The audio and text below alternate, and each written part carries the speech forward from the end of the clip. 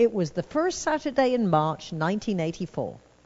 Our meeting, about 400 people, was at the Sheraton Palace, downtown San Francisco. That particular day, I was sitting about 6 rows back, in the middle, on the right side of the speaker, and I was wearing a brand new, never worn before, bought at Lake of the Ozarks when I spoke to the Missouri bankers, purple two-piece, with a very intricate turquoise tie around the neck and a turquoise hat with feathers. I am known as a clothes horse. To my left was a young man, Steve, who had worked with me for 8 months, who had come from Columbus, Ohio. And he told me that Columbus, Ohio has a tendency to be considered the junk food capital of the world. And, of course, in California, we live on fruits, vegetables, salads, nuts. And he'd considered he had starved for 8 months. The speaker whom I had recommended on that particular day was a funny nutritionist from San Diego.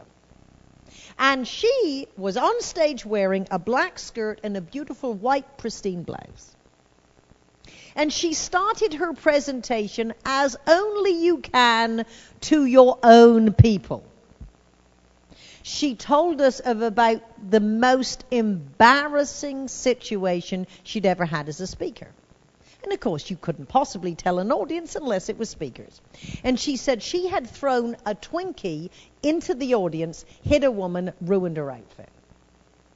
Well, you can imagine, we've all done dumb things. We were very sympathetic. Now, 20 minutes into her very funny, dynamic, and informative presentation, she picks up 2 round, pink, filled with synthetic cream, covered with coconut cakes. I'm disgusted you knew that. She said these snowballs have absolutely no nutritional value whatsoever. The only good thing you can use them for is a Dolly Parton impersonation. She put them in her white shirt, went like this, and we laughed hysterically. Well, you can imagine Steve from Columbus, Ohio, looks at these round, pink, filled with synthetic cream, covered with coconut snowballs, thank you, and thinks this is a meal.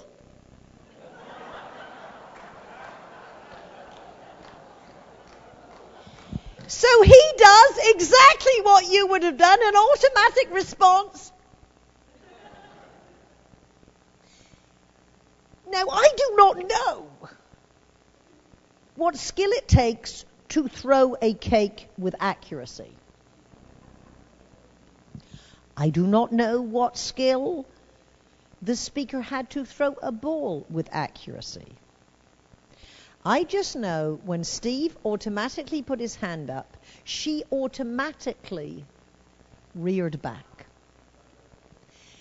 And I leapt into the lap to the gentleman on my right. A nanosecond too late.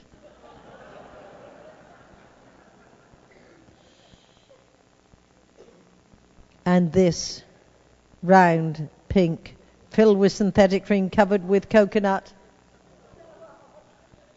hits my brand new, never worn before, bought at Lake of the Ozarks when I spoke to the Missouri bankers, purple two-piece, and it lodged itself in this very intricate turquoise tie. And it slid slowly down my body to my lap, leaving a slimy trail as only synthetic cream will do. That is when the self-talk sets in. Be classy, be classy, be classy. Because at this point, I had developed the chapter. I had started as a doer. I had developed other leaders, and now I had the responsibility of being a role model. And I knew for everybody at that meeting how I acted would probably never be forgotten and would be a leadership lesson. People were passing their napkins and I was wiping out the cream, thinking, be classy, be classy. You know what I wanted to do? I wanted to go up and wipe that cream. But I sat there through the rest of her program smiling. And I went up to her afterwards and said, "Congratulations!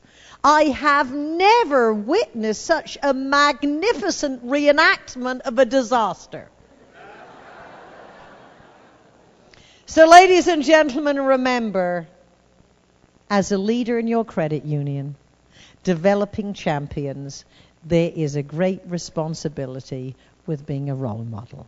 And thank you very much for your invitation to be with you. Thank you. Thank you.